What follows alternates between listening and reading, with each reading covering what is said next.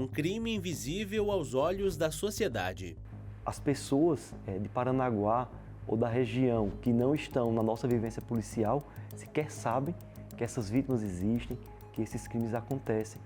Casos de exploração sexual infantil e tráfico de pessoas no litoral do Paraná e de Santa Catarina. E essa menina mais velha, de 17 anos, teria levado, as outras duas meninas, uma de 10 e uma de 11 anos, até Itapoá, para ter relação sexual com esse homem. E além da baixa idade, um perfil específico e várias exigências. Ele tinha uma predileção por adolescentes, em torno ali dos 11, 12 até os 13 anos, e de corpo esguio, magro, meninas que fossem magras. E que eles tinham que ele tinha com essas adolescentes um certo contrato verbal. Que elas não poderiam engordar, não poderiam manter relação sexual com outros rapazes, que elas teriam uma certa exclusividade para ele. E em alguns casos, a própria família vendia a inocência das vítimas. Teve a sua virgindade vendida por sua própria genitora a esse investigado pelo valor aproximado de R$600.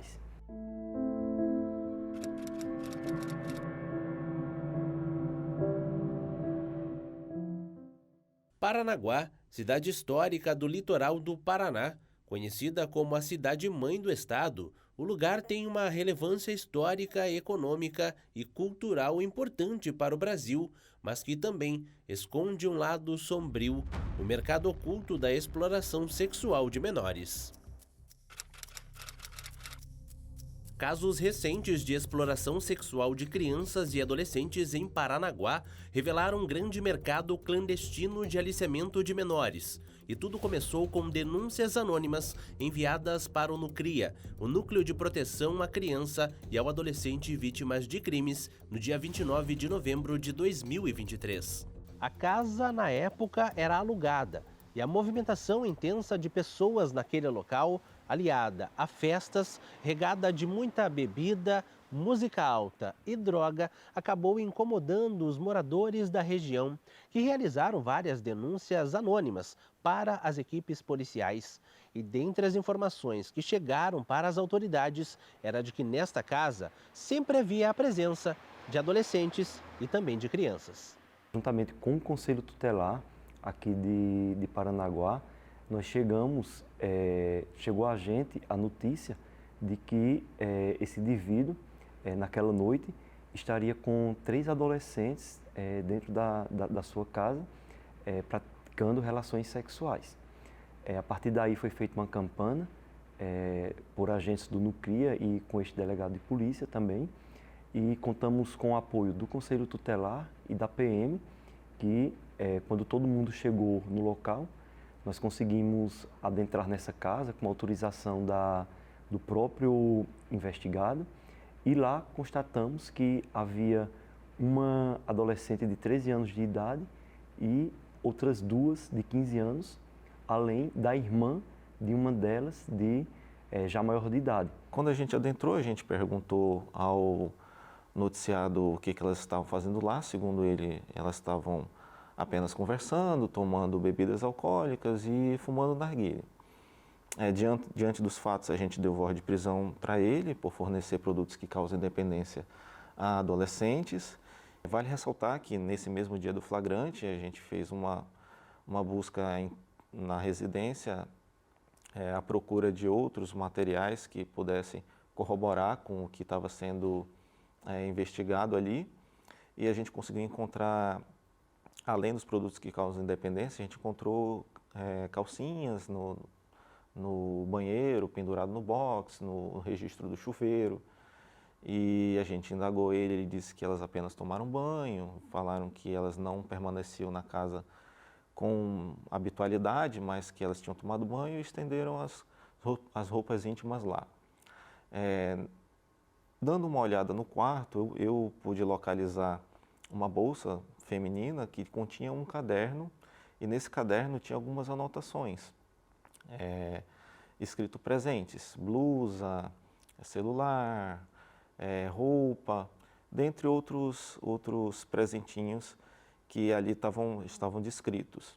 Ainda na casa, uma das vítimas confessou que estaria no local para manter relações sexuais com o investigado, mas que naquele dia, em específico, nada tinha ocorrido, até que uma delas fez uma revelação surpreendente. Em determinado momento, nós conseguimos ganhar a confiança de uma dessas adolescentes, a de 13 anos de idade, que acabou nos revelando que teve a sua virgindade vendida por sua própria genitora a esse investigado pelo valor aproximado de R$600. Essa já era a quinta vez que ela estava na residência dele e já tinha mantido, a partir dessa primeira relação, foi ele em que comprou a virgindade dela, já tinha mantido outras cerca de 4 ou 5 relações sexuais com esse indivíduo. O indivíduo em questão é José Carlos da Silva, de 54 anos de idade, contador na cidade de Paranaguá, no litoral do Paraná. Mesmo com a revelação da adolescente, não havia nenhuma materialidade para que houvesse a prisão de José Carlos por estupro de vulnerável. Sendo assim, ele foi conduzido para a delegacia em flagrante apenas por fornecer produtos que causam dependência física e química, mas as investigações não pararam por aí. No dia seguinte, após a averiguação das denúncias e a expedição do pedido de busca e medida cautelar pelo Nucria, a equipe da subdivisão policial levou a chave da casa locada pelo investigado. E ao retornar no dia seguinte, uma outra surpresa. A fechadura havia sido trocada por um chaveiro contratado pelo filho do acusado. Nós solicitamos a chave para o proprietário, ele abriu a porta para a gente com a nova chave. E ao adentrar lá já não estava mais presente nenhum dos objetos que a gente tinha verificado. Nem a bolsa, nem as roupas íntimas, tampouco o caderninho com as anotações. As câmeras de monitoramento não registraram somente a tentativa de ocultar provas materiais, mas também a intensa movimentação de pessoas na casa alugada por José Carlos. Em dias e horários diferentes, adolescentes são flagradas entrando e saindo da casa, seja com o próprio investigado ou até via transporte por aplicativo. Foi o que aconteceu no dia 29 de novembro de 2023, por volta das 3 horas da tarde. O primeiro carro que chega no local é um veículo por aplicativo, de onde descem 2 adolescentes. Pouco tempo depois, o mesmo vídeo mostra que em menos de 1 minuto, mais um carro de aplicativo chega e de lá, mais 4 adolescentes descem e vão em direção à casa alugada onde José Carlos fazia suas festas. Mas as investigações ainda estavam apenas no início e a partir dali, um apelido bastante conhecido entre as meninas foi revelado durante uma das escutas especializadas. A menina mais jovem nos revelou que esse indivíduo ele era muito conhecido na comunidade da Ilha dos Valadares. Era conhecido como o Velho Jack, justamente em alusão ao crime de estupro de vulnerável. E ele tinha um perfil de vítima já pré-determinado. Ele tinha uma predileção por adolescentes, em torno ali dos 11, 12 até os 13 anos, e de corpo esguio, magro, meninas que fossem magras, e que eles tinham uma certa, que ele tinha com essas adolescentes um certo contrato verbal, que elas não poderiam engordar, não poderiam manter relação sexual com outros rapazes, que elas teriam uma certa exclusividade para ele. Durante as investigações, meses depois, um outro caso veio à tona a partir do desaparecimento de 3 adolescentes na cidade de Paranaguá em 2024. As faltas das alunas chamaram a atenção da gestão escolar, que repassou o caso ao Conselho Tutelar, que descobriu que elas estariam na cidade de Matinhos. Ele já estava sendo também investigado pelo Conselho Tutelar, justamente em razão de denúncias anônimas dessas festas que se seguiram também naquela cidade. Com essa nova constatação, um novo pedido de representação pela prisão preventiva foi solicitado pela subdivisão policial, efetivando assim a prisão de Velho Jack no dia seguinte, na cidade de Matinhos, onde ao chegarem no endereço foi constatada a presença de algumas adolescentes na cama do investigado. Quando ele recebeu, a gente indagou a ele a respeito das meninas estarem lá e, segundo o relato dele, elas estavam numa festa lá em Matinhos e que elas teriam ligado para ele para que ele fosse buscar ela, que elas queriam dormir lá, porque elas eram de Paranaguá e não queriam voltar para Paranaguá. Segundo o que uma delas relatou, é que elas estavam na festa, mas que ele chamou elas para irem para lá e que eles tinham dormido juntos lá.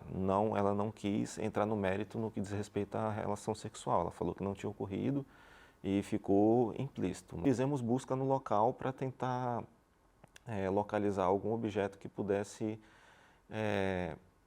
dar mais veracidade e robustez à investigação. Conseguimos localizar novamente calcinhas no banheiro, com o mesmo modus operandi, ficando pendurada no registro, no box.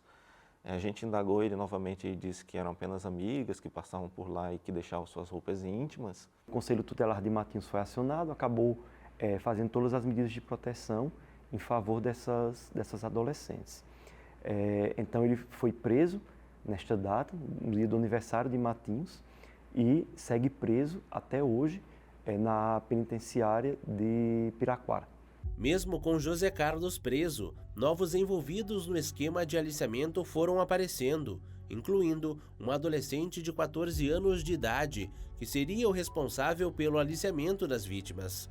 Inclusive, ele mesmo já teria sido vítima no estado de Santa Catarina e que estaria aliciando meninas, tanto em Paranaguá quanto no estado vizinho, descobrindo assim um novo esquema além da divisa dos municípios. Ele ganhava celular, dependendo da situação, ganhavam cerca de R$ 1.000 a R$ 1.500 por menina que levava. E o valor que eles recebiam dependia muito do perfil da vítima.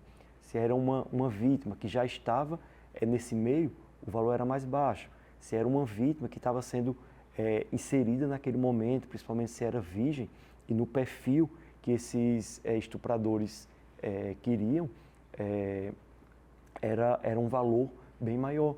Todos os envolvidos no caso de Paranaguá foram penalizados de alguma forma, tanto o acusado quanto os pais que se beneficiavam de forma direta ou indireta com a exploração sexual das jovens em vulnerabilidade. Se responde pelo crime não apenas quem o pratica de modo ativo, quem o executa, mas também todas as pessoas que colaboram para que esse crime aconteça, como é o caso de uma genitora que vende a virgindade da sua filha. Ela tem um dever de proteção para com a filha e a partir do momento que ela rompe com esse dever, ela responde criminalmente pela conduta que o outro agente praticou. É uma pena alta, a pena do crime de estupro de vulnerável é de 8 a 15 anos, aumentada muitas vezes pelo fato de ser familiar o autor desse crime. Após a primeira fase, com a identificação das vítimas de Paranaguá, em um segundo momento, com a localização das vítimas que estariam em Matinhos, foi a vez de entrar em uma terceira fase da operação contra a exploração sexual de menores em Paranaguá, que consistiu na descoberta de novas vítimas através de uma escuta especializada. Essas meninas, elas começaram naquele momento a se dar conta da gravidade do que estava acontecendo, porque até então elas, por serem muitas vezes influenciadas por outras amigas, não se davam conta de que elas mesmas estavam sendo vítimas e que estavam colocando um preço na sua inocência. Inocência essa que foi vendida não somente em Paranaguá, no litoral do Paraná, mas também em Santa Catarina, através de um grande esquema de aliciamento que ultrapassou os limites entre os municípios litorâneos.